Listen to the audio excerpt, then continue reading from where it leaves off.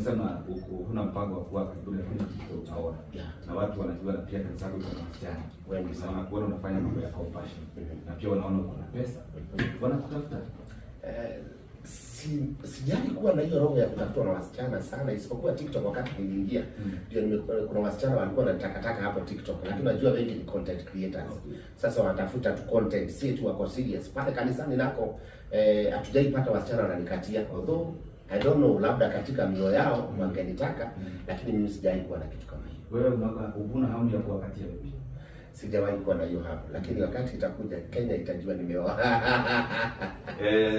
Msichana ambaye Rish Kamunge, pia yeye alikuwa ametoa msimamo wake, na tukaona ukiwa na yeye. Ilifikia wapi?